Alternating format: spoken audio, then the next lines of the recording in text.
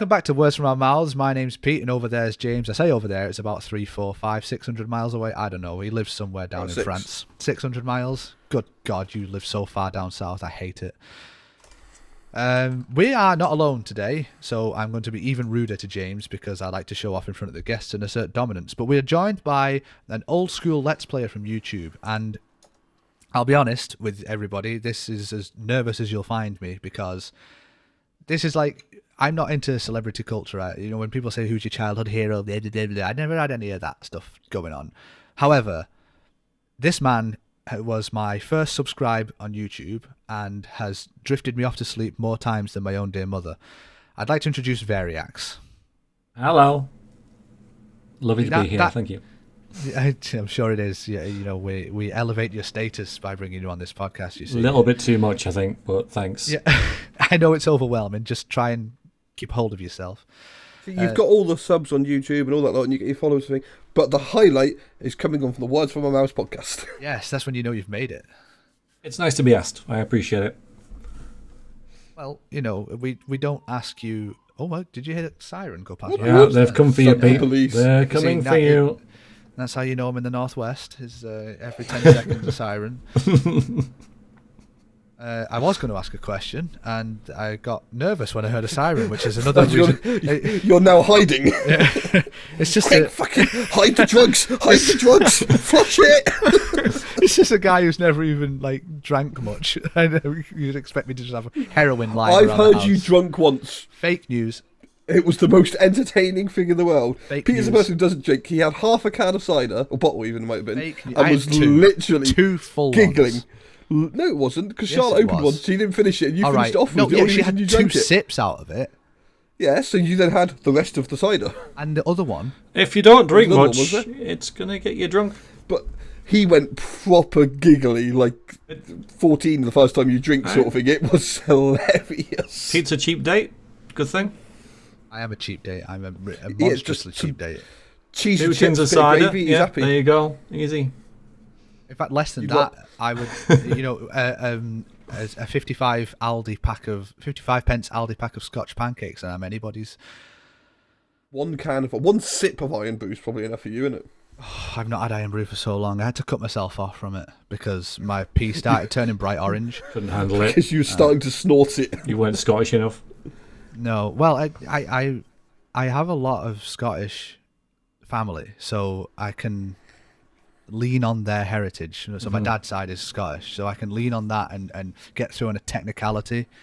But you're right, I don't sound Scottish enough to drink Iron Brew all the time. It's not going to stop me, of course. And although apparently, is this true, James? I'll ask you because you're so far down south. Is it harder to get the further south you get?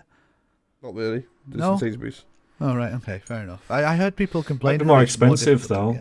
The import Exotic. cost over the border. Yeah. It's got further to travel, hasn't it? So with the cost of fuel these days, that's a reasonable thing to assume, isn't it? God, Lord, no. Let's not talk about fuel prices. I will cry. Iron Brew's like the champagne of soft drinks, you know. I had to fill my car up earlier. Champagne of soft drinks. £135 for petrol. Oh my God! And you only drive like a Chevy Matiz, don't you? So yeah, of course. I've got a small fuel tank in my car. Well, it doesn't matter. You could fill up a 2-litre bottle with, and it'll cost you £135 now because it's just that much. Ridiculous. Anyway, let's stop discussing. Yes, petrol prices. Yes. Go back to Veriax. Veriax. As for those confused why we're a bit weirded out now, we half recorded like 20 minutes of the podcast. Come on, it was like 2. It was at least 10. It was at least 10 minutes. No, it wasn't. My counter was only at 5:02 when I started. 5 minutes. What happened is we messed the recording up. Somebody wasn't recording their audio, so we had to start again. Didn't do proper tests. So we may ask not my fault. Missed questions and all that. If we do, we are sorry. But so back to Veriax. As I said a minute ago, I'm so confused now. You have a large amount of subs on YouTube. It's last I looked, it was over the 20,000, isn't it? I can't remember what it's at, to 30, I think. There we go. I just remember there was a 2 at the start. The difference between subs and viewers, but yeah, go on. There is. I know you stream on Twitch as well. Yes. And I have no idea what followers or what you have, but I assume it's an appropriate amount, a good amount. It is 4.8 thousand. There you go. I did watch one of your videos to try and get ready for this interview. Or interview? That's for this podcast. Interview? Oh my God, have we really made it that far? We are now interviewing content creators. But I did enjoy the video, so anyone else who's watching, go check his videos out. I will put, obviously, links in the description at the end. But as we haven't mentioned yet. Oh God, this is so annoying. You don't monetize your videos, really, do you? Which video was it? Just curious before I answer that. I can't fucking remember. There was a Let's Play. Yeah. I wasn't looking at the content. I think it was a Morrowind That's one. a choice. I don't know which video it was. Don't know what happened in it. But I liked it. 6,000. You sound like my mum. 6,000 Let's Play videos. It was one What I liked is Was it like the way you spoke and the way you explained what you're doing was enjoyable. I didn't like the concept because it's Morrowind and there's everything. Oh, so it's there's your answer, Morrowind. I believe it's a Morrowind or Dragon Age or any form of those games. I don't like those games. So, But it is Morrowind for me, video. the content's That is your answer. But Yeah. it was an entertaining video. It flowed well. Like Pete's recently done some videos which are entertaining. And even if I've had what made people watch them that don't like that style of content, you can still enjoy a video if you don't like the content. And what I'm saying is I enjoyed your video. Thanks. So, Appreciate why it. don't you monetize your videos? I've never seen it as a job because I started so long ago that it was never really in the scope of video content back then when I started, and I've never really seen it as something that people should pay for, or even I have justification in asking money for. There are ads on YouTube. I go for the lowest impact. That's mostly because I joined a partner program, so I'm in part of a network for security, for like if something happened to my channel or whatever. That's pretty much why I did that.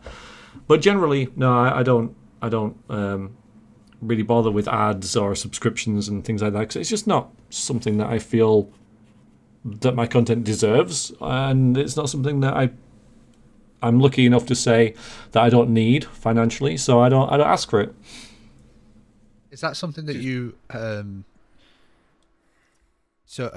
trying to ask a question here without sounding like are you being an arsehole to people, but it's not what I mean. But I'm just going to have to say the words that I can understand so that I know I've asked the question that I mean to ask. Do you judge others for putting those monetization options on? No. It's. I know. I'm the exception in not doing it. It's almost like expected to do it now, whereas before, back in the day, as I said before, before we had to start recording again, people just didn't make money from gaming on YouTube or wherever else. It just wasn't really a thing, and now it's, if you start it, it's sort of like a thing where everybody does it, so you're just going to do it, right? It's the culture of the whole Let's Play / streaming scene has completely changed from when I started. So, if I was to start tomorrow, I probably would enable it, but because it's just something I've never done and I don't plan on doing.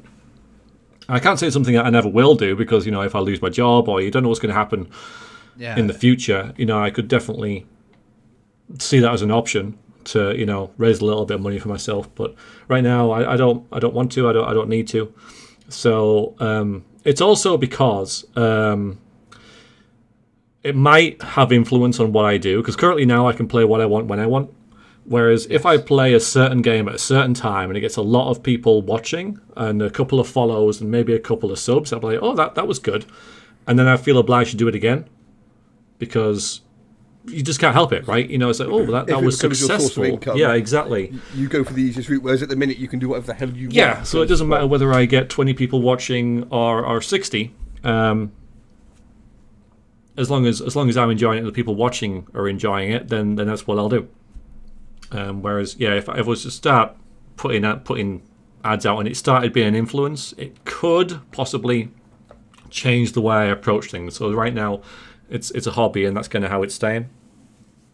It would ultimately make it less fun, I guess, especially if you came to rely on it as your source of income, because then you fall into this trap that's very common with content creators who do it full time, of being glued to your analytics page all the time.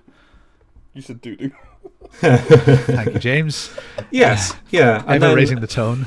And you might get trapped into playing one particular game, and I follow like people who do that, like Dark Souls streamers who hate Dark Souls because they have to play it, because if they play anything else they'll get 10% of the viewers that they normally do, so they feel obliged to play it, and so they end up hating the game that they love or they loved. Which was, well, it was the reason that they got into it, and for a while there'd be that honeymoon period of like, I can't believe I make money for playing this, and then it sort of slowly turned into, for God's sake, I don't make money unless I play this. Yeah. But it's the same, like, I imagine it to have the same impact as, like, so I've been doing the same job for many years, and it's had its ups and downs, I've been frustrated with it, but essentially I just turn up and do exactly the same thing every day, and whilst it's a means to an end, it's just a job, it pays the bills, that's eventually what you would come to see this game as just a means to an end. But the difference is I never worked in a kitchen as a hobby. No. It was always a job. Yeah, the other difference is like when you go to work all day, if you have a bad day at work, you come home and one of the ways you relax is play games. Yeah. If playing games has become your income, can you still relax playing games? Yeah, there's also the fact that if you have a bad day at work and you're grumpy, then the 6 people around you know you had a bad day. Whereas if you have a bad day streaming, then all of your followers know you had a bad day streaming, and so you put out a bad stream, and you could be snappy to chat and all that kind of stuff. And it's so you have to be in a good mood to be an entertainer. And so and then you start putting a face on, then it starts getting a bit fake and all that kind of stuff. So you might lose that human element a little bit of you putting on a show. Then you become a persona of someone who enjoys playing something that they don't really enjoy playing that much, that kind of thing. Well, there's a lot of content creators that do burn out from playing, from the impact of having to play a game you don't particularly want to play all the time, because it becomes, especially people that have got it professionally and it is their source of income. Yeah. If you have an off month, suddenly you've got no money. Yeah. It's almost like being self-employed. It is being self-employed. It is being self-employed, yeah. There's a lot more pressure on it. Yep. So you have to play the thing that brings in the cash. So you trap yourself pretty much. So I've always tried to be a variety streamer so that I can move around a bit, and B, obviously, because I don't monetize, I don't have that temptation to think, oh, that did quite well, I'll do it again, and then fall into it's like a trap that could happen. I don't know whether it would or not, but I'm just going to stay clear of it. It's a funny one. I'm quite lucky that I don't have to. It's not something that I miss. So from a financial perspective, so I'm blessed in that way. That when everybody who was making money on Twitch and YouTube played Among Us because they had to play Among Us because it was the hype game, and they had to play it to be able to hit the algorithms and get the views and all that lot. Yep. You didn't need to. I don't know if you did play it or not. You might have played it. You might have enjoyed it. But where some people had to play it, you didn't have to if you didn't want to, sort of thing. Yeah, it's not an influence. It's not. I don't have to wonder if I should play something or not. How's it doing? Whatever.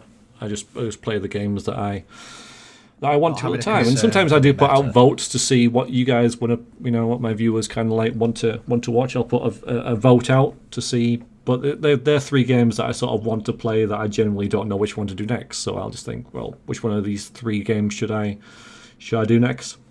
So most people who watch Pete, we just shout games at him and tell him to play it. Well, something I used to do at the start of my streams, and keep in mind that I never reached the sort of viewership you have, and yours is a relatively small channel in the grand scheme of things. Mm-hmm. Sometimes I would start a stream without a game in mind and just let the 3 or 4 people in chat decide what I play as well. So Alien. I know you wanted Alien. You paid a lot of money for me to play Alien, actually, James. Played it in 10 minutes. No, I did like 3 streams of it. It was more than 10 minutes. And 30 minutes. To be fair, I just didn't enjoy the game. I was like, and it's because you're incorrect. Okay, yeah, I see. Alien is a great game. I may have had more of a connection to it had I seen any of the films or understood anything. No. Yeah, no, we're not allowed to talk about Pete's lack of film knowledge. This is something I've never broken to Veriax before, actually. It is his lack of film knowledge. I don't know if I can carry on with this interview. I don't know if I can do it. You never seen an Alien film, man? No. Wow. Well, never fully. They've been on, and I've never paid attention. Yeah, they've been around for a while. It's like you've not had time. Well, see, Vex, what is your favourite film? I guarantee Pete hasn't seen it unless it's Lord of the Rings. Oh, what's my favourite film? What top film? You pick exact favourite. What about Lord of the Rings? Yes, of You course. seen I've seen Lord of the Rings. Lord of the Rings There I we would put up there Yeah. as my favourite set of films. That's the only. There we But go. then Well, I've not got a mine- huge sample size to pick from, so it's like Lord of the Rings, various straight-to-video Disney films, or My favourite film is Jurassic Park. Have you seen that, Pete? maybe at some point. Maybe. I've probably seen it. I just don't remember. The dinosaurs. Yeah, I remember dinosaurs. I have seen it. I didn't really take it in, and I've no desire to watch it again. But yeah, his lack of films is It's astounding. very disappointing. Yeah. It is. Quite a few hugely times disappointing. I've brought a film up in conversation. He's just like, I mean, you can't even blame the Nothing fact that. Well, I suppose you've got children, so you kind of have to watch what they watch. But Aliens, like really Not old. always man. had children. That's Yeah, what I mean. exactly, It's stuff that I exactly. should have Stop. seen. Yeah, this is was it 76? or trying 86 to build a Aliens? defense for you, and it's I don't know why I don't defend myself for it. Don't you? I Man, don't need I'm you just to trying to defend find a yourself. reason why you want. There's no All right. reason. Okay. It's So Alien. 1979 it first came out, Pete. Alien is the But you asked- scariest film I've ever seen, and I'll tell you why. It's because when I first saw it, I shouldn't have been watching it because I was quite young. I don't remember how young I was, but it was on TV, normal TV, and I was obviously with my parents at the time, and it was on at 11 o'clock at night, and so I had to have it on really, really low volume with like the covers over the screen so my parents couldn't see the glare from my room. And I was like scared that I I'd focused be into Alien. absolutely, and I was terrified that I'd be caught watching it. And also, it's a pretty scary film, It's a good jump film. So I was already on edge watching it, and Jesus, I was terrified the whole way through, and it was brilliant, absolutely brilliant. Yes, it's the scariest film I've ever seen. I've got a good story on that as well. One of the first proper horror films I can remember watching, I was about 14. No, I might have been like 13. And I watched AVP, Alien vs Predator. Mm-hmm. And again, I did the same thing. It was dark, it was night, I shouldn't have been up that late, I was already on edge, and then I watched Alien vs Predator and I wet myself. Absolutely terrified. You're already in These the days I zone, love aren't you? them. Yeah. Yeah, you're already And- there. I think it may have even been like thunder and lightning outside as well, just to really, perfect- really put me right on edge. Perfect And then, I watched setting Alien to be vs Predator, of terrified. all Yeah. fucking things to watch. I still don't really like AVP. I watch it, I start getting the shakes a little bit. I think it's It's just mentally scarred. yeah, these memories that you have. Yeah. So Never shady. seen it. No, Nope, can't nope, relate. nope. Sorry. No. Oh, please watch Alien, Pete. I've asked you this before. I Please know. I watch don't know Alien. where I can even watch it, James. It's on Disney. I don't have Disney stuff. I don't watch telly. I've got a You don't have Disney Netflix. Plus? No, why would I have Disney Plus? What am I going to watch? Because you Star have Wars. kids. I don't Because like you have a Star Wars. child. Yeah, that's a really I've good got- I reason have a to child. have Disney Plus. He watches stupid videos on YouTube of people driving It's a cars Cocomelon. into water. Hmm. No, it's Okay, not even that. that's- It's people get toys and then they just run them along tracks or marble videos and stuff like that. That's all that's on the telly for him. So he doesn't watch Veriax videos. No, well, he does when I've got them on. He's got no choice then. He doesn't watch him by choice. You but don't he's you don't forced you don't into sit them. him in front of me for like right. He Let's does a watch this great for the next rast. 3 hours. Good. He has watched plenty. Well, he's been in the room with plenty of your videos on. It's just Okay. I don't think he's as interested as I am. Although I'm slowly getting him used to your voice the same way I'm used to it, so he'll lull him to sleep as well eventually too. So, My dulcet but yeah, tones. my film knowledge is greatly lacking. I've seen a lot of romantic comedies because Charlotte likes them and I sit through them with her.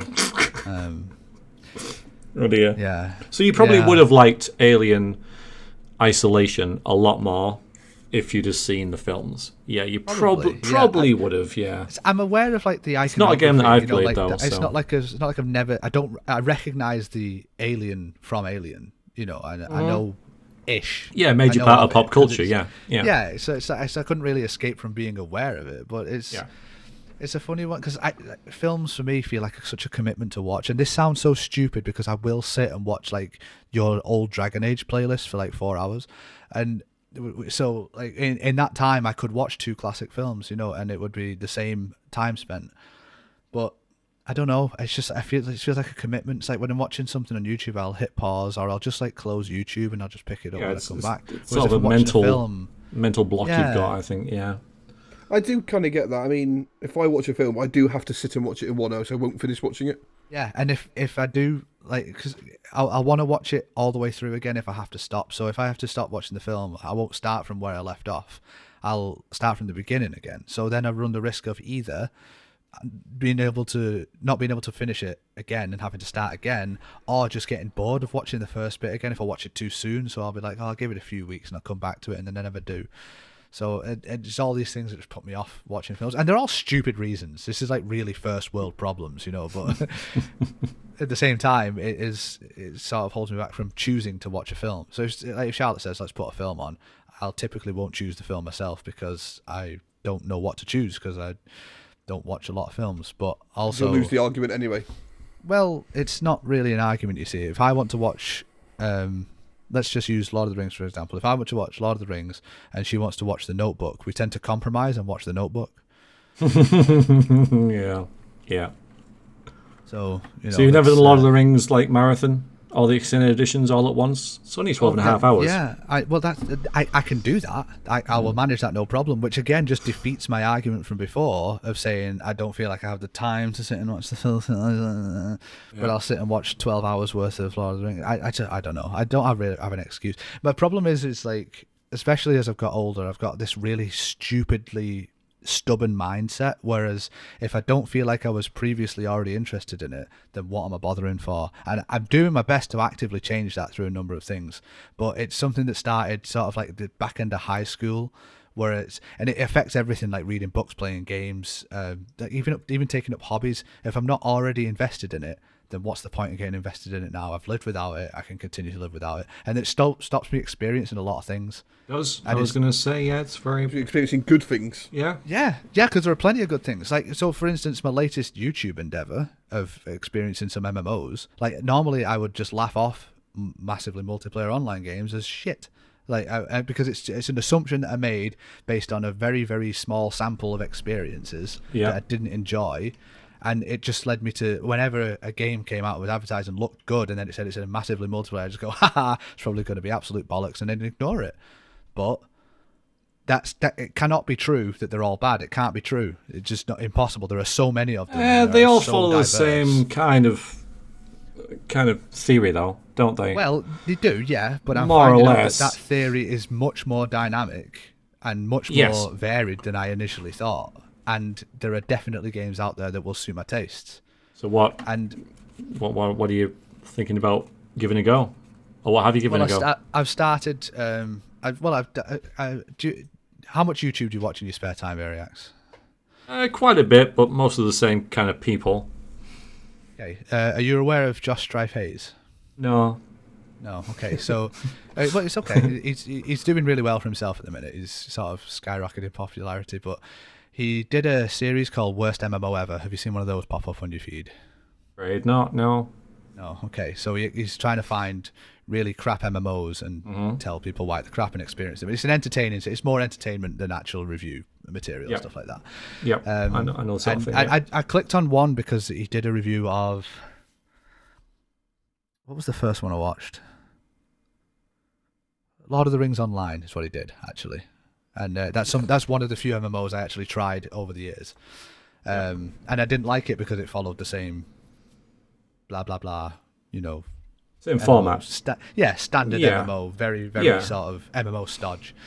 But I revisited it off the back of his game because he had praise for it. And I found that if I went with a more open mind and expecting the MMO stodge stuff to be there, I could find stuff that I did actually enjoy about the game. And ended up sinking about 35 hours into it. Now, considering I only get like a push 10 hours a week to play games, that's quite a lot for me.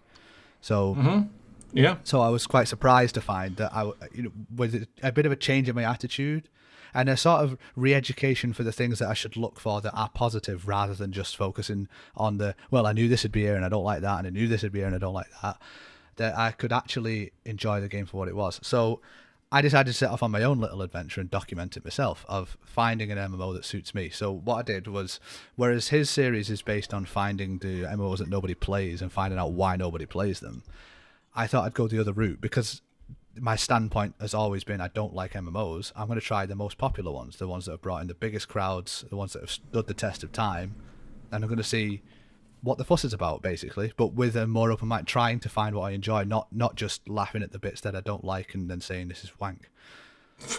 See, now you've got this. I want you to guess which MMO he started with. He started with World of Warcraft.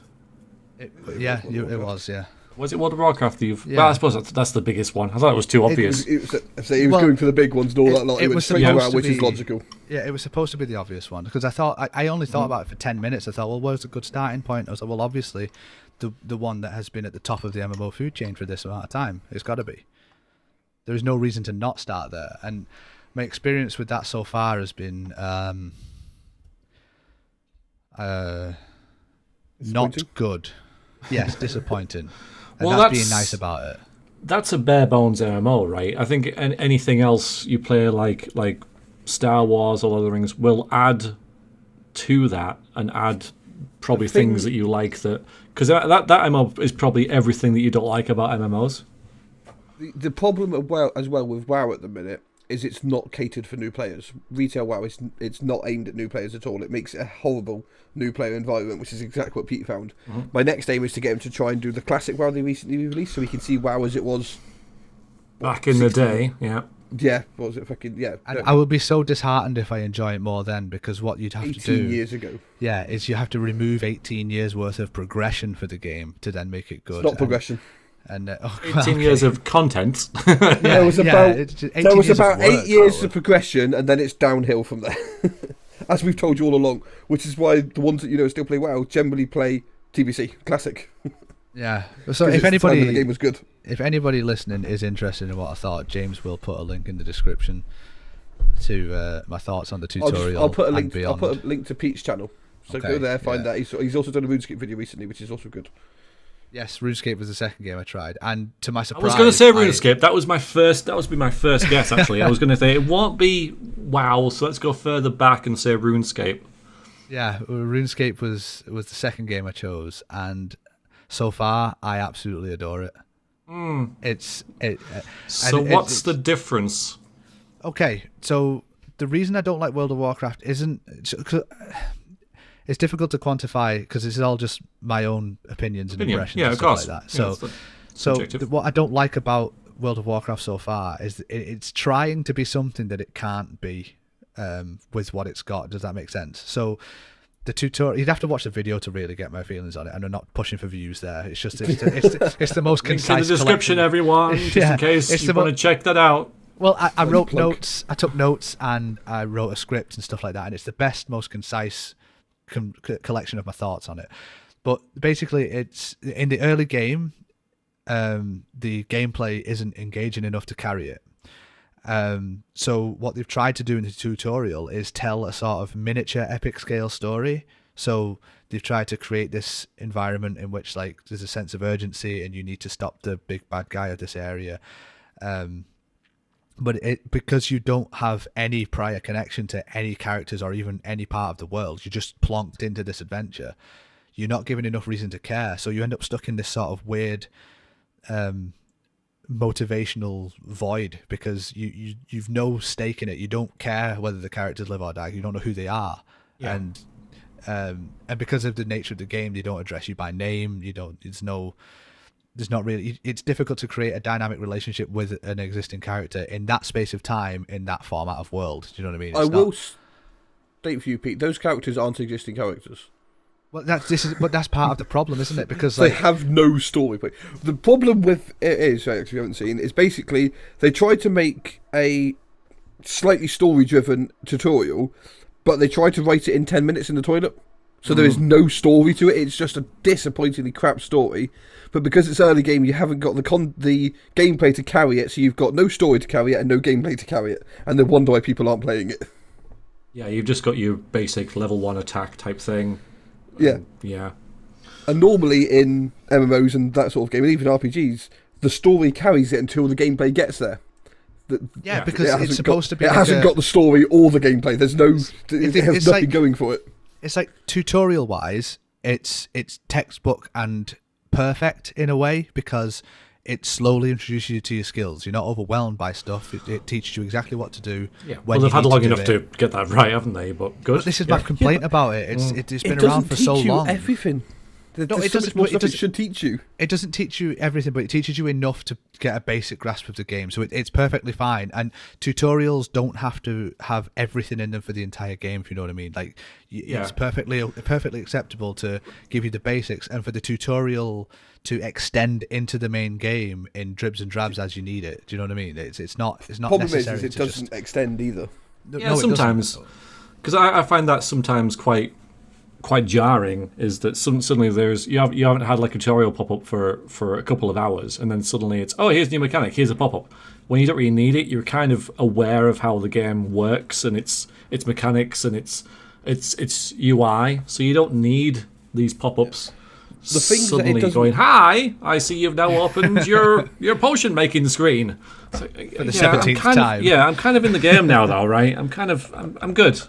You know, I know you can close it, but The thing it doesn't teach you is it should. It doesn't teach you anything about the bank, because on your video you walk into the vault and you go, "This is nice. I don't know what the fuck it's here for." You should know you should have been told what your bank's there for. Now you used to get told that, and it doesn't tell you about professions. Is that what? Is that what it was? The treasury. Yes, that the was treasury is the bank for that city. There is But literally nobody zero. tells you. No, there was This zero is what I'm explanation saying. of that. But the problem is I don't Oh know. my Again, God. you're probably not aware of Veriax, but because we've had so many expansions and so much content in WoW, what they've now done is they recently did a level squish because the levels were getting ridiculous. Mm-hmm. So they squished everybody's levels down and all that lot. So now the maximum level is 70 again, rather than 140 or whatever it was going to be. right, yeah. So in doing that, what they've now done is basically once you have at least one character at max level, you can then pick which expansion you want to play through. And rather than playing a little bit of this expansion, a little bit of this, a little bit of that, a little bit of this, which is what it was, you now pick one expansion, play it all the way through. You get to your max, or you get to level 60. I can't fucking remember the levels are anymore. And then you go from there into the new content, into the new expansion, which is a really clever way of doing it. Except those expansions are not started for new players. No, there's no. The start of the expansions are lined for people who already know the game. Yeah. So let's just swing around a comparison here. So if you're not going to understand, James, but when you play Morrowind for the first time, and you kicked off the boat, you pick your character, stuff like that, and it's very obvious that it's like it's almost like choose your own adventure at that point, because you're given some sort of generic directions and then just a world to explore. Mm-hmm. Yeah. But there's enough intriguing stuff around you, and like just a breadcrumb of a plot line delivered to you at the start. Absolutely. And because it is just a breadcrumb. It's not like, this is very important, go and do it. It's like, here's your directions, but we're not going to keep tabs on you. You do what you want. Yep. And you're faced with choices, which is a good thing in many respects. Because Morrowind I find to be the best example of it, because there are games that say, like, once you've started the game you can do what you want, but there's actually nothing to do in the world, whereas Morrowind there's plenty to do. But also Morrowind's got that other side to it where it doesn't do a great job of explaining to a new player just how in-depth the game is. You've got to go out and explore it. Yeah, well, Morrowind was released during the times of a manual label, like an actual, a paper manual, even. Sorry. Yeah. So, yeah, it was, yeah. So you would flick through that while the game was installing from CD, and you would get the information you needed to start you off. Yeah. Yeah. And that's something people that's are why missing there's no right now. in-game tutorial in Morrowind, is because it was all written down for you. It was something that was missing from things like even simple platform games. Like, I remember buying the first Ratchet and Clank, and on the train home, flicking through the manual and getting loads of story about the characters and stuff like that. Mm-hmm. And that's missing. Just reminds me of Red Alert 2, when you install that, and as you put the disc in, it goes top secret game, and then when it comes up for the code to make sure it's a verified game, it says security clearance required, and you've got to put your CD key in the back of the game in, obviously. There's stuff like that. But then after that, it's during the installation, because it takes about 8 hours to install, because it's a game on Windows XP, probably even before XP, thinking about it. 2, yeah, like Windows 98 or something. But it tells you hints in the game and all that lot, and then you get the book out and you sit and read that, and then you go get a cup of tea and you come back and it's still installing, so you get some lunch and you finish reading the book again. Yeah, the best part of those installers is that the one for Age of Mythology used to have like little tutorials for each of the factions. Yeah, as it was installing. Yeah, slideshow for you. Yeah, it was. Yeah, and it explained Yeah. the differences between the factions, like what you build, just basic stuff. Which ones? Like you build, Operation units, and- Flashpoint, this old army sim essentially, which was Yeah, I basically remember that. armor. Yeah, that would play an audio file of some, like, you know, of a radio broadcast and some military comms about what was going on. So it sort of set the tone as the game was You see- installing. So you had that to listen to as it was going. It was a fairly immersive way of doing it. These examples that we've just provided lead perfectly into what I'm trying to say. Like, these are memorable experiences that were endearing and added to the universe. Yep. The tutorial and opening to World of Warcraft does none of that. No. It does none used of to it. be. No, I know it That's did. And the I annoying covered, thing. Well, to the credit of the game, I covered that in my video as well, because my initial experience with World of Warcraft, with the first undead starting area, sticks in my memory as being a very enjoyable experience. Back then, of course, my complaint was the MMO gameplay. But then if I go in with a more open mind and anticipating that, then I can enjoy the story, because I remember enjoying that starting area. It was really, really quite well put together. It set... Like, there was just enough things to see to make me curious and want to progress. And if I'd have started with the tutorial experience now, back then, I wouldn't have got as far as I did back then either. So, No. so right now, what's carrying me is sort of like science, basically. It's wanting to progress to find at what point I will start enjoying it. Whereas back then, what pulled me along was the intriguing world. It was a very good setup for the world. It was a really good way of bringing, because it gave me a connection to my character. Like, because I made an undead mage that all those years ago, and you start in a graveyard and you get given an explanation as to why you suddenly come back to life. You're given a reason to exist in the world, and that's what you need. Whereas nowadays you don't get that. And then if you No. swing around, like, so I mentioned that I really enjoyed RuneScape. And does RuneScape does the opposite thing. Like, I've played like 15, 20 hours now, and I haven't even got a sniff of a story, of a plot.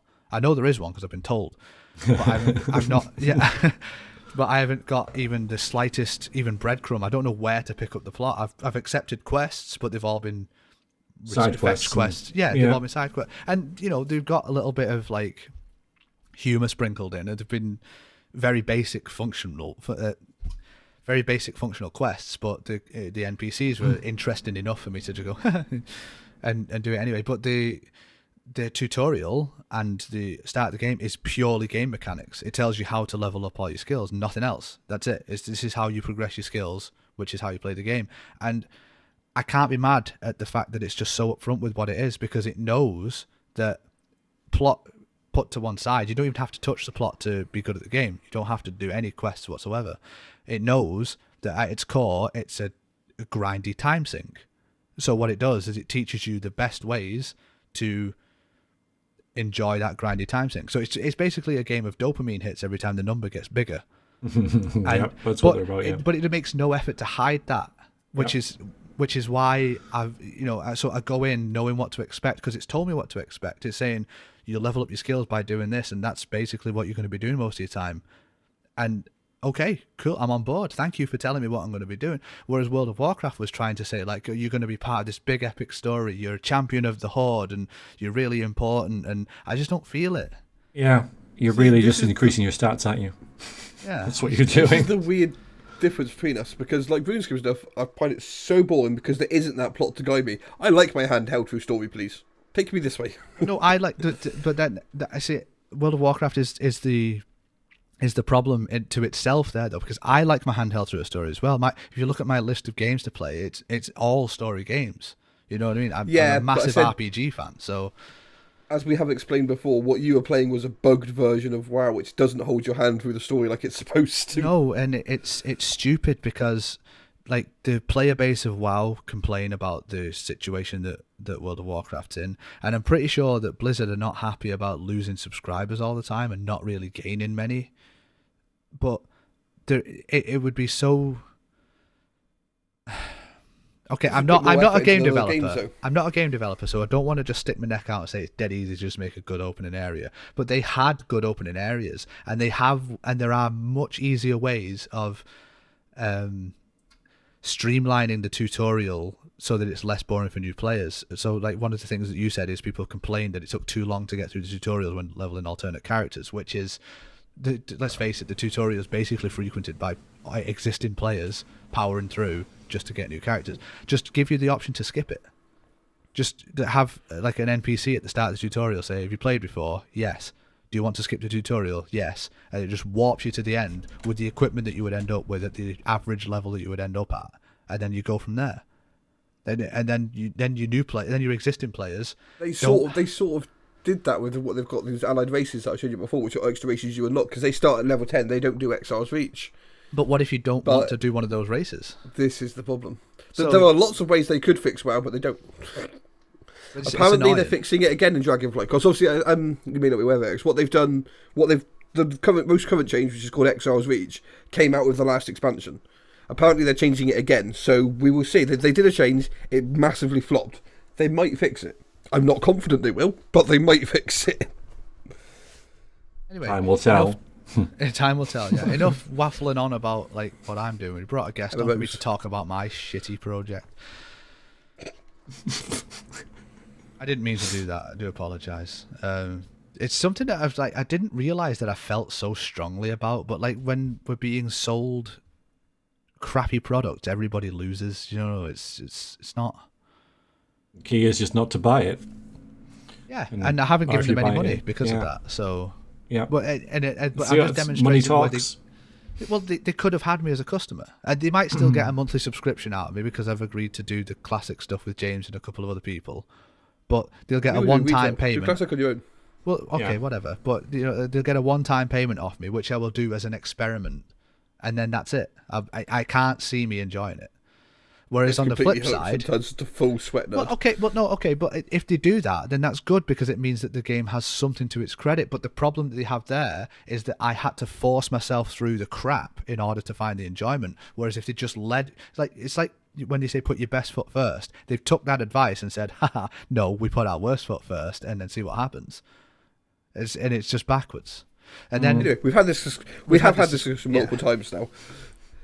So I wanted to swing it around back to the way games like the Elder Scrolls treat you, which are so happy to have you all the time that they give you the plot hooks and things to do. That's what I wanted to talk about, was the unique starting areas. So Elder Scrolls doesn't have that, as you have your basic start, and it's the same for everybody. Then you write your own story as you go.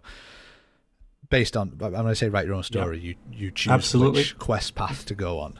Yeah, the story's written for you, but you choose which order you do it in and things like that. But the whole starting area thing, the only thing that it made me think about was Dragon Age Origins, and just how well put together those origin stories are. Yeah, having only experienced two of them, they were both great, and they both give you they give you a place in the world, don't you? They give you a starting point, and you know where your character belongs in the world, and by and large, the world does treat you like it should. So if you're a dwarf, people will treat you like a dwarf, and like, oh, what are you doing here? You know, why in the ground, sort of thing. Yeah, exactly, exactly. And people sort of like respond to you quite differently than if you're, in my experience, a mage, which everyone's just afraid of you. Yeah, pretty much. Yeah. So, yeah, I really like that they give you a bit of a. They put you give you a place in the world, and it reacts to you. And that's the thing that I would normally say that I liked. So if you swing back to RuneScape for a second, your place in the world is you're going to be cutting wood and fishing, but at the same time, it's sort of like it ain't much, but it's honest work comes to mind. You know, it's like it's just growing some crops and just cutting some trees, just cooking some chicken, just doing my own thing. And then again, my mind swings back to Dragon Age, where you, in some of the origin stories, you do start out like that. You know, it's like you are just a person. You are just a person in the world. And and it's trouble part of finds you. Story arc, isn't it? Absolutely. Yeah. And so I guess in RuneScape, sort of, trouble hasn't found you yet. I mean, you're just doing your thing, going around and doing whatever quest takes you fancy. But eventually, you might stumble upon that main quest, and oh boy, I don't know. I don't know what the main quest is. Pete has probably got in trouble already.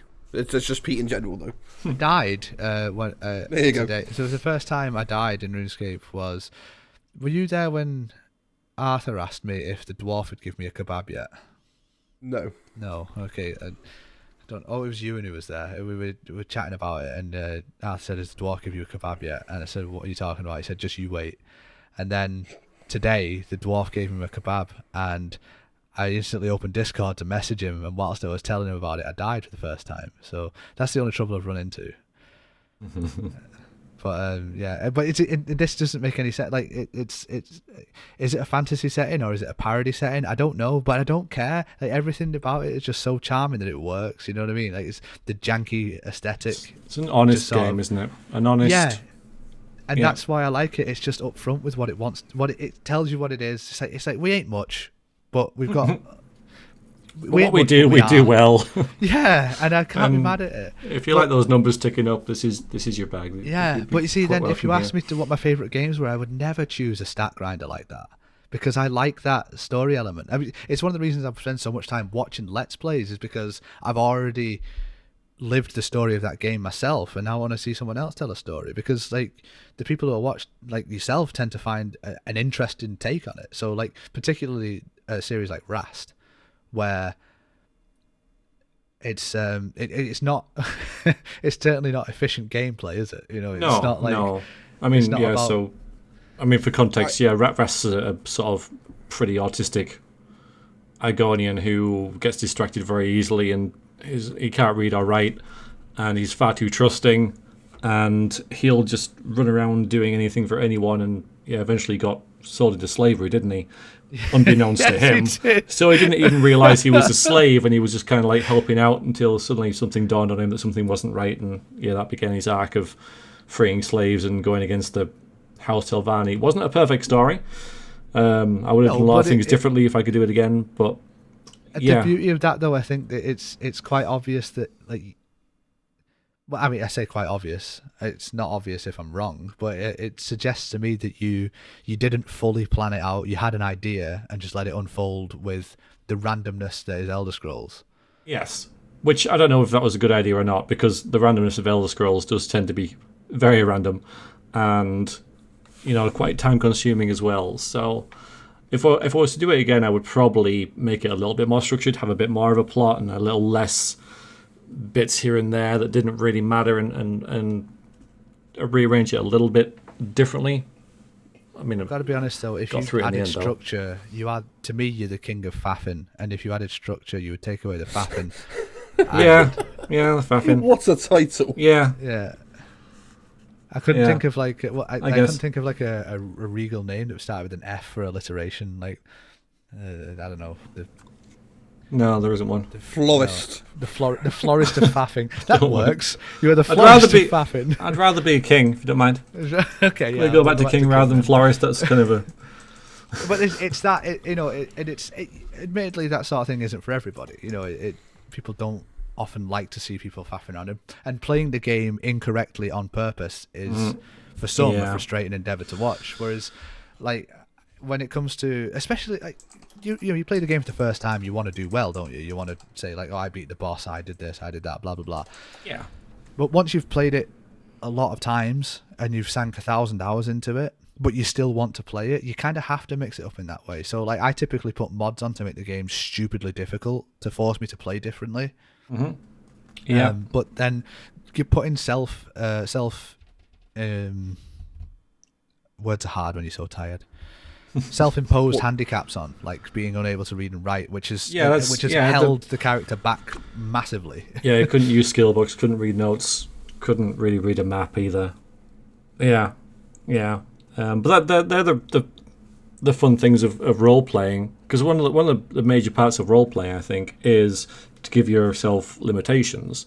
Yeah. So because if you play a paladin, then you sort of like you have to play as a paladin sort of thing. So you can't steal, for example. So that's a limitation. So you just build on limitations of your character. So the character Karish, for example, rest his soul, he didn't want to get his hands dirty, so he didn't loot anything, that kind of thing. So yeah, he wouldn't touch bodies. So he's like, oh, I'm not going to loot the bodies, which of course, looting bodies in an RPG is the major thing. It's what you do afterwards, and characters It's your source of income, isn't it? Yeah, exactly. So to play a character who didn't really loot the bodies was interesting and fun, and yeah, and so as you say, when you play a game, what they're not looting the bodies thing. Yeah. Long enough. He got really powerful in the end, but we found ways around it. Once we got the telekinesis spell, we could say that he was looting without actually touching things and that kind of thing. So you find workarounds. But no, it never changed. Where he never developed a way to actually loot things physically with his hands that much. We used to like say that there's pieces of cloth in Morrowind, so he would use a piece of cloth to pick it up, but then we'd discard the piece of cloth, so it's like a resource that you're using to... Like a glove almost. Yeah, exactly, yeah. So, and we'd never use his real gloves for that, because his gloves are, pristine and a fashion item, so... It's such a fascinating way of playing, though, because what you do in there is you bring quite a clever one, actually. You see, well, you honestly, James, just check out some of his playlists, because you find that even if you don't enjoy the game, you'll enjoy the way he's playing it, because it in some regards, I'm just going to say it, in some regards it's just fucking stupid, but it works. But it's the point, it's something different, and what I find that he does is he brings like an element of tabletop RPG into the game. So rather than just playing the game and exploiting the game, being efficient like that, it is decision making. You make your character like you say when you roleplay. When you roleplay your character, and it adds that involving level of decision making that I don't know how else to describe it. It's very hard to do when you kind of know the game inside out, and there's a piece of loot on top of that cupboard or something, but your character doesn't your best see it. to not look at it. Yeah, and it's like, he wouldn't use it, and you really want to because it'll be really useful, but I can't take it because it's on that body. Yeah, so it can be frustrating as well, and quite a difficult thing to do. That's something for you, James, actually. So practice. you get at me for not watching films, but you don't play a lot of great RPGs because you're not really into that sort of thing. But you do. My problem is I get very distracted very easily playing single player RPGs, and then I end up playing for 10 minutes and wandering off. That's fair. The reason that I do well on multiplayer games is because I've got someone telling me to fucking do something useful. Yeah, that's fair. But otherwise, I'll just sit staring at the screen for 3 hours and do nothing, which is why I don't play single players. Because I buy the game, I play it for 40 hours, and I achieve 10 minutes of effort because I just don't play that's them. fine. Like, because it's not about being efficient. But if you bring I feel I've wasted money. Well, yeah, fair enough. But if you bring the same attitude that you bring to like D&D sessions for your character, it really changes the way you experience and enjoy the game. Obviously, like, Are you implying I put effort into any form of game we play? Well, no, but you know what I mean. You you assume the role of your character, like when you were that. What was it you were? It was so long ago. Playing D&D, I was the fucking DM, mate. Oh, yeah, you were. Who am I thinking of that played the odd character? Reese played himself, basically. Yeah, Reese always plays himself. You can't count on Reese. You had only turned up to one session, and I can't remember what John was playing. I think John was just playing a ranger. Somebody was playing an unusual... You know what, actually? You know what? I think I'm confusing us. I wasn't in the session. Yeah, I think I'm confusing us with something different, actually. It might have just been something I watched as well, not actually took part in. I do play D&D every week, but I play a character who's a bit of a dick who likes setting fire to things, which is just me. Yeah, that's very true to form, actually. I don't role play, I just play myself. Well, you could play a character who likes setting fire to things, because that in itself is a limitation, because then he wants to set fire to things, which will then have a consequence. It'll have a consequence on the game, and people won't like you for it, and so you are playing a pyromaniac. I mean, that would work perfectly. I'm playing a very powerful sorcerer who just sets fires to anybody. Yeah, that would work perfectly if you were playing Skyrim, because you just get the flame spell, and when people annoy you, you set them on fire, but then you get arrested, and then your limitation there is you spend more time in prison. Can I set the people who are trying to arrest me on fire? Yes, of course you can. then you'll be a wanted outlaw, and you can't use shops again. And I set the shop on fire. Yeah. And then just take what I wanted. No, we can set it on fire, like visibly, sort of, a bit, but it won't have any impact on the world and it won't burn down. But see, the other day we played D&D and I wanted to buy something I couldn't afford, so I did just burn the shop down and take it. Okay, that's very odd. Why is it with you and ultimatums like that? Like, I don't like tomatoes. Okay, yeah, I hate you so much. Well, it's not an ultimate. I can't remember what it was. It was something. It was like a really powerful, wondrous item that my character desperately needed. But the DM basically put it in the game to make me want it, but not be able to afford it and try and roleplay to afford it. And I just went, "Give it to me. I'll burn your shop down." No, you wouldn't be able to burn this shop down. It's full of magic. I just rolled. I think I rolled a natural 20 as well. It was just like, shop's on fire. That's how I ruined your game. Takes staff, walks away. Yes, 'tis. Two of them. I ruined 2 of you. Did I ruin 2 of your games? No, you rolled 2 nat 20s in a row. Oh, I did. Oh God, yeah. Geez, yeah, that was pretty. For those who don't know D&D, if you roll what's called a natural 20, it's a critical success. So whatever you try to do, you did it and then some. And so obviously it's a 20-sided dice. The chance of rolling it as a nat 20 is 1 in 20. The chance of rolling 2 of them in a row, as I don't know statistics, but it's incredibly unlikely to get 2 rolls at the same time on a 20-sided dice. Yeah, Pete got it twice in a row. Yeah. At the moment he needed it as well. It was. I was not happy about that. It was like, because it was one of the few times that you actually spent time planning the session as well, wasn't it? Yes, it was. So what the setup was I remember we were because I joined the party midway through an adventure, so I just sort of appeared next to them underground because they were already in some sort of cave. Yeah, I just retconned him in. I couldn't be asked to do it smartly. It's like, oh, and a dwarf bursts through the wall and says, "Hey guys, I'm coming with you," and the setup was this big room with lava on fire or something, and a big demon in the middle. And what it was going to be, it was a maze, and there were certain points you had to stand on the floor to help move the lava around so you could get to the boss or get away from the boss, and all that lot is what I'd set up for it. Yeah. Basically, the aim was it was an arena. You had to impress this boss for him to let you pass. You didn't actually have to kill the guy. You just had to impress him. So I had all this elaborate planning laid out, and it was using Roll20. They had special lighting effects set up and everything like this. I spent about 4 hours writing this one character scripting and all that lot. Yeah, Pete fucking walks up. I can't remember what my first check was, but but what he said, but the demon said, "If you can impress me, I'll let you pass." And you fucking rock up in your stupid little dwarf face and go, "If I can throw this axe in the air, flip it over and catch it by the blade between my teeth, will that impress you?" And you said yes. So the first check was to throw the axe correctly. The second check was to catch it. Oh, that's right. Yeah, it was 2 separate throws, wasn't it? I thought for some reason I had to make a check on guessing what language you spoke first, but no, I just imagined that. No, I think he spoke to you first. But no, the first check was to throw the axe correctly. The second check was to not behead yourself when trying to catch it in your teeth. So instead of doing this puzzle, you broke it. Yeah. Yeah, he just walks in. This puzzle was written. This is going to take like 2 hours. This puzzle, easy at least, if not like 2 or 3 sessions, because they were a bit slow at puzzles. No, he fucking rocks in 2 minutes. Well, not even that. 30 seconds done, gone. I'm like, shit. I've got no more content written. And the problem with that is that he fully expected me to fail one or both of the rolls, in which case the axe would have killed me. Himself. Yeah, I would have died for being so. The only way you were achieving catching that axe between your teeth was with a nat 20. The throw, I gave you a bit of leniency. It was a hard throw, but you could do it. But catching an axe in your teeth has to be perfect. And yeah, you fucking got it, you dick. Well, don't play D&D with Pete. Okay, it's never going to happen again, is it? Come on. I don't trust you. Okay, fair enough. I mean, I suppose it was never going to happen that the second natural 20 would roll either. But it's these kinds of things that D&D affords you, that freedom that you need to bring to playing RPGs. So for anybody out there who's like, when you get that feeling where you finished a game, or when you finished a game several times over and then you start it up and you play it for 10 minutes and you start just thinking the magic isn't there anymore. Because we all get it, and it's a horrible feeling.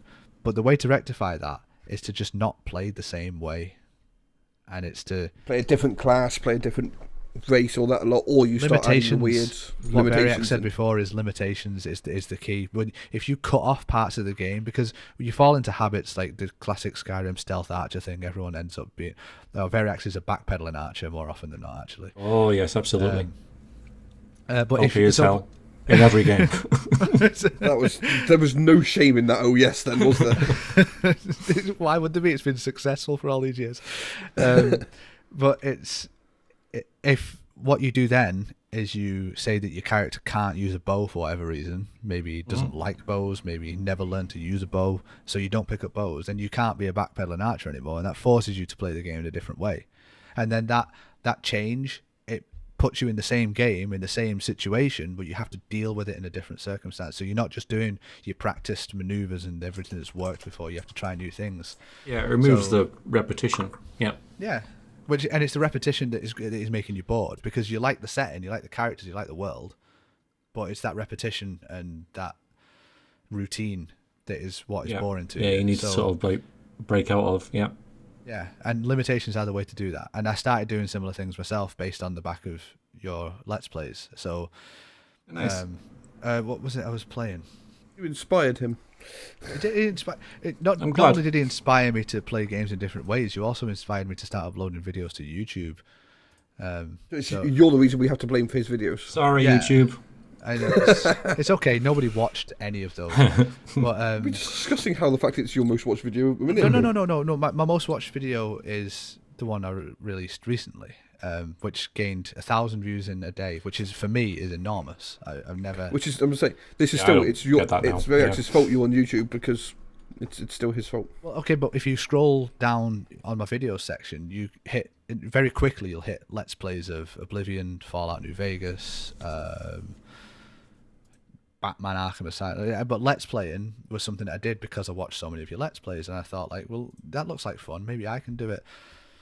And you It can. turns out, like, technically I can. Yeah. Well, that's I can. the story of every single Let's Play on YouTube, though, is that they found someone else who did it, and thought, I'll give a go at that. It's just That how can't people. be the story of everybody else. Somebody must have There was started. one the trends. who started it. Yeah. Yeah, I would argue Veriax started it because No, I didn't. No, people were doing it before me. it's crazy The to fable- think that. But then it The was said that fabled one started it. it was before Let's Plays in video format. It was written Let's Plays and Yeah. AARs and things like that, wasn't it? Yeah, Which yeah. is something I Because spent Let's time Plays are reading basically myself. stories, so people just wanted to tell stories, Fuck is didn't an they? AAR? After Action Report. Yeah, that makes a lot of sense. I've just never heard it called an AAR before. Yeah, it's an old term. I don't think it really gets thrown around very much anymore. But it was. You're an old term. It's basically a Let's Play video, but broken down into screenshots and paragraphs of text. But it's like it's a narrative. So in the same way that It's a Veriax story, creates yeah. a character, like Yeah. Rast and something, you follow the story from their perspective and things like that. People would write them instead of recording videos of them. That's all it was.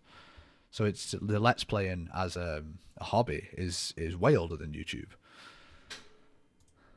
Yeah, it is. That's So it just where made I its way on YouTube. Yeah. Yeah. And then See, people I'm- saw you Let's Play videos and thought, yeah, I'll have a go at that. And it's very easy to do, as you know. And especially these days, there's free gonna say, it's software even and all over the easier now. place. So, yeah, it is. Me and James had this discussion when I first started doing it, because I stepped into making, like, you have your little intro slide things, like 10 seconds of intro, episode Yeah. number, blah blah blah. Yeah. It's like you can knock something like that up in a matter of minutes now from scratch, because Mm-hmm. it's very easy to do with presets and things like that. But years and years ago, that would have been hours and hours of work to do it. It would. because Yeah, your that production softwares quality. wouldn't your Absolutely, software yeah. wouldn't have presets. and Screen wouldn't capture be- software wasn't as good Yeah. and that kind of stuff. Oh, Yeah. fraps. Yeah, Fraps. Yeah, I was using Fraps Instantly for fill ages. a terabyte hard drive. Yeah. Yeah. It's like Instantly. back then. It was lossless recording or nothing, though, wasn't it? Yes. There was no. Complete lossless. And it was insane. I tried recording things on fraps. Because I was looking a minute ago, my earliest video on YouTube was like 8 years ago. I'm not telling anybody the account. If you find it, it's still up there, but I'm not telling anyone. And you look at that, and even though I had a fairly powerful computer, because it's lossless recording, it's recorded at about 4 frames. I was probably playing at like 40, but the moment you hit record, it's written dump, dump, dump, dump, dump, and that I was think it. that hardware is so much Fucked. better. Like it's optimized in a lot of cases for recording now. So These days, you can stream in 8K on a fairly average computer. Not 8K, 4K on a fairly. You don't Yeah. need it to be an absolute $5,000 monster. A £1,200 computer will stream 4K quite comfortably. yes, it will. So it's a lot easier to get into. My first recording used a webcam microphone blue tacked onto the back of a chair that was near where I was sat. You speak to all the OG YouTubers sort of thing, and all of them it is Actually, it's funny you should say iPhone that. taped to a spoon hanging off a coat hanger, swinging from the lights. It's a yearly tradition for me that I go back and watch Mr Veriax from the beginning. Is it? In Oblivion. Yeah, it's not particular any particular time of year. It's just at some point I'll wake up and think, I'm going to start Mr Veriax again. And It's when amazing how influential that LP got. Yeah, I was It's very like- surprised. Still am. don't you have a character named after you in Better Cities, don't you? No, There is a Mr Veriax. No, there is a Mr Veriax in Better Cities. I came across I him. don't know about it. Okay, well there is one there. There is a Mr Veriax in Better I have Cities. no idea about it. I think he's in Skingrad. He's just No sat in idea. in one of the modded taverns or something. He's just sat in a corner. No, I don't know. I wouldn't mind knowing about that. Really, Maybe I dreamt it, but maybe you did. Yeah. I'm almost certain it's in one of the videos I put, because I started chopping up my streams of Oblivion into videos, and I'm fairly certain I ran into him during a stream. Although at the same time, I do spend most of my time sleep deprived, so I Maybe wouldn't. it was a put myself- dream. Maybe. Yeah, if it's there, I don't know about it. I'm 90% certain that he's there. Well, if anyone knows, Right. let me know. Yeah, that's a very good point. If anyone does know, please comment below, let us know, obviously. But I think at this point, it's probably about time that we end the podcast now. Because we're over the hour, as it is. We are over the hour. Wow. Okay. Yeah, we That are. went We are. It went really quick today. So thank you everyone for listening, obviously. Please check out Veriax on Twitch and YouTube. I'll put the links below. Is there anything else you want to shout out? Social medias, anything like that? Twitch, YouTube, Veriax Yeah. LP on Twitch. For some reason, it's not just Veriax. I Yeah, believe you well, lost yeah, access to an account, didn't you? No, it's because I made Let's Plays at the time, and so okay. I was a Let's Player, so I didn't, streaming was like a side thing, so I put the LP on the end of it. I think Veriax was taken, so Veriax LP. I would change it if I could. I think I can, but anyway, yeah, You another can story. change it, yeah. Yeah, But yes, thank you very much for coming on Veriax. Obviously, I hope you've enjoyed it. I have. Yes, Not thank you for annoyed having too me. much. Obviously, I'll put Pete's links below now because he's actually uploading decent content for once, so I don't mind plugging it anymore. I still don't think it's that good. I'll be honest. Obviously, please join our Discord. That's the best way to get hold of us. We've got Twitter in the corner, like, sub, all the usual fucking shit. Last week there was lots of comments on the video and really enjoyed it. Obviously, we engaged back with you and all that a lot. And please comment more. I don't know what to comment on this video. Tell us about your best role-playing stories, whether it's D&D, whether it's in-game sort of thing, whether it's in the fucking bedroom. We don't care. We'd like to hear your role-playing stories. And I'm going People to go would like- into Oblivion and try and find this Veriax, because I'm 90% certain I've seen him. If Pete can find it before I edit the video, which is tomorrow, I can't think of any other reason why I would think this, though, other than seeing it. Why would I think that? Because you have a dream. Okay. Because you yeah. fall asleep Again, listening all right. to Veriax. Yeah, there is that, and I get like 4 hours sleep a night, and I just sort of plow through the day. So yeah, that's probably the problem. So apologies if I've just plugged a character that doesn't exist, but it's alright. There are like 10 people who'll ever listen to this, so it doesn't really matter. If not, make But- it exist. However, what I will do is I'll ask on your Discord, Veriax, because they have an encyclopedic knowledge of everything there. So Okay. Yeah, because I Remember don't to- know. I don't know. There's a good chance I've just made it up and I'm just talking bollocks, because that's all I do. Anyway, thank you so much for agreeing to come on. This was this meant a lot to me. I know that sounds stupid, Aw. but like It's all right, Pete. I don't mean to be all like fangirly, but it's Mushy. Yeah, You should see the messages I've got about. Normally, if we have a guest come on, he messages me saying, guest is on this week. He must have sent me about 8 messages. I was saying, don't forget this week. Veriax is coming on this week. Oh God, Veriax has agreed he's coming on this week. I was telling people at work about bother, this I'm who not a have busy no person, idea who really. you are as well. It's just like, I've got Veriax coming on a podcast, and they're like, who's Veriax and why are you doing a podcast? I'm just like, it doesn't matter. Yeah. This is important. Sir, please just give him my food. You're just telling people that turn up now, aren't you? There are plenty of customers now who are aware whether they care or not is a different thing. Oh, there was something else I had to ask on because I asked Pete for synopsis from you. Okay. What's your problem with ladders? Oh, it's because I play a lot of first-person shooters from mid 2000s. So things like Half-Life, things like Deus Ex, and ladders always kill me because they're so bad to get onto, What about the get off Daisy of. mod? Is that one of them? Because I used to hate the ladders in the Daisy mod. No, I haven't played that one, but just the mechanics of old school first-person shooters when you've got to like. It's not the pinnacle of ladder technology. You know, in Counter-Strike when you float up it, Yes. holding your gun and shoot. That is great. That's how ladders work. I don't understand your problem. Like, So yeah, ladders killed me more than anything else in those games. On Pete's lack of ladder knowledge, we will end it. So again, once again, thank you for coming on. And as usual, everyone, please share and annoy your friends and make them listen. and we'll see you next week. Goodbye.